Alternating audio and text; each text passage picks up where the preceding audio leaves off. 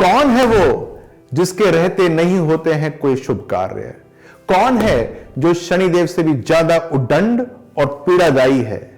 कौन है जिसके कहर से स्वयं ब्रह्मा जी भी नहीं बच सकते हैं? कौन है जो देवी होकर भी राक्षसी सा व्यवहार करती है? कौन है जिसके कारण रावण के संपूर्ण वंश का नाश हो गया था? कौन है वह जिसकी उपस्थिति में मानव दानव तो क्या देवताओं के भी शुभ कार्य सफल नहीं होते हैं? पहचाना आपने कौन है ये है भद्रा। कौन है ये भद्रा जिससे सब इतना डरते हैं और दूर भागते हैं? चलिए जानते हैं। अगर आपने ज्योतिष के अनुसार कोई भी शुभ कार्य किया है तो बहुत संभव है कि आपने भद्रा का नाम जरूर सुना होगा। नहीं तो दिवाली रक्षाबंधन के समय भद्रकाल के बारे में तो आपने सुना ही होगा। यह वो काल है जिसमें कोई भी शुभ कार्य करने की सख्त मनाही होती है। यूं तो अगर हम भद्रकाल का शाब्दिक अर्थ समझें तो इसका अर्थ होता है कल्याण करने वाला समय। लेकिन इसके नाम पर मत जाइएगा। अपने नाम के उलट यह काल आपके सारे शुभ कार्य बिगाड़ने वाला होता है। गहरे काले वर्ण, लंबे उलझे बाल, बड़े बड़े दांत और भयंकर वेशभूषा वाली भद्रा देवी छाया और भगवान सूर्य नारायण की पुत्री और शनिदेव की बहन है। वे स्वभाव से बहुत ही गुस्सैल हैं और उद्दंड मानी जाती हैं। यह कितनी खतरनाक हैं इसका अंदाजा आप इस बात से लगा सकते हैं कि जन्म लेते ही इन्होंने विशालकाय रूप धारण कर लिया और संसार को खाने के लिए दौड़ पड़ी। बड़ी मुश्किल से किसी प्रकार से सूर्यदेव ने इनको रोका, पर यह शांत रहने वाली कहां थी। जहां कहीं भी शुभ कार्य होता नजर आता वो वहां जाकर धमक जाती थी और सब कुछ तहस नहस कर देती थी। हालत यह हो गई कि इनके कारण देव, दानव, मानव सब परेशान रहने लगे। भगवान सूर्यदेव और माता छाया ने इनको समझाने का बहुत प्रयास किया, पर इनके सिर पर जूं तक नहीं रहेंगी। अंत में जब कोई उनका उपाय न सूझा तो उन्होंने भद्रा की शादी करने का विचार किया।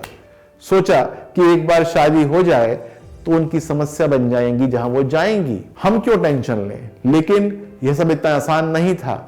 जिसने भद्रा को देखा वह देखता ही रह गया। कोई अपने होश खो बैठा तो कोई अपने प्राण बचाकर वहां से भागा। देवता तो क्या, असुर, किन्नर, दानव और मानव तक कोई उनके रूप को झेल नहीं पाया। सोचिए, भगवान सूर्य नारायण अपना सिर पकड़कर बैठ गए और सोचते हुए कि अब क्या किया जाए ऐसी संतान का। अभी सूर्य यह सोच ही रहे थे कि उनके पास स्वयं ब्रह्मा जी आए और भद्रा का उल्हाना देने लगे, बताने लगे कि दुनिया किस प्रकार से भद्रा से त्रस्त है। ब्रह्मा जी की बात सुनकर सूर्य बोले कि आप इस संसार के कर्ता धर्ता हैं और आप ही कोई उपाय सुझाइए, क्योंकि मैं तो जो भी काम कर सकता था उसको करके थक चुका हूं। और यह सब बात सुनकर ब्रह्मा जी भी सोच में डूब गए। तब उन्होंने एक आइडिया निकाला, एक सोच निकाली। उन्होंने भद्रा को बुलाया और समझाया कि इस तरह से तुम सारे संसार का नाश नहीं कर सकती हो। तब भद्रा ने कहा, यह तो मेरा स्वभाव है, विधाता की रचना है, मैं इसे कैसे बदल सकती हूं। तब ब्रह्मदेव ने कहा कि ठीक है, मैं तुम्हारी पसंद का काम करने की छूट दूंगा, लेकिन सीमित जगहों पर ही तुम अपनी मनमानी कर सकती हो। भद्रा इस बात के लिए मान गई। तब ब्रह्मदेव ने भद्रा से कहा कि अब तुम बव, बालव, कौलव आदि करणों के अंत में निवास करोगी, और जो व्यक्ति यात्रा, गृह प्रवेश, मंगल कार्य, खेती, व्यापार, उद्योग आदि तुम्हारे समय में शुरू करेगा तुम उस पर बाधा डाल सकोगी। बेटी, जो भी तुम्हारा आदर नहीं करेगा तुम उसका सत्यानाश भी कर सकती हो। भद्रा को यह बात पसंद आ गई और उसने वादा किया कि अब वह केवल उन्हीं लोगों को कष्ट देगी जो उनके निर्धारित समय में उनका आदर नहीं करेंगे। तो यह थी भद्रा की उत्पत्ति की कहानी। ज्योतिष के अनुसार देखें तो भद्रा 5 घड़ी मुख से, 2 घड़ी कंठ से 11 घड़ी हृदय से और 4 घड़ी नाभि से और 5 घड़ी पुच्छ में स्थित रहती है। जब भद्रा मुख में रहती है तब वे समस्त कार्यों का नाश करती है। जब वे कंठ में रहती है तो धन का नाश करती है। हृदय में रहती है तो प्राण ले लेती है। वही नाभि में होती है तो कलह करवा देती है।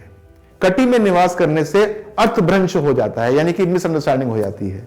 लेकिन एक स्थान है जहां पर इनका होना शुभ माना जाता है और वह स्थान है पुच्छ का।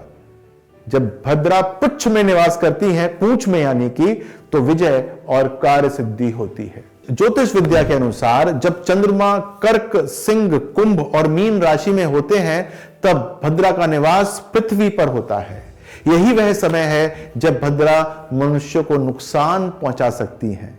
इसके अलावा भद्रा अलग अलग राशियों के अनुसार तीनों लोकों में घूमती रहती हैं, लेकिन ब्रह्मा जी को दिए हुए वचन का मान रखते हुए किसी को नुकसान नहीं पहुंचाती। लेकिन जो भद्रा का मान नहीं रखते उनका कुल पक्का नष्ट हो जाता है, जैसे रावण का हुआ। यह कहा जाता है कि महाप्रतापी रावण की बहन सूर्पनखा ने रावण को भद्रकाल में राखी बांधी थी। सूर्पनखा चाहती थी कि उनकी राखी के कारण भाई उनकी रक्षा करे, लेकिन यह उनके कुल वंश के नाश का कारण बन गई। इतनी भयानक होती है भद्रा।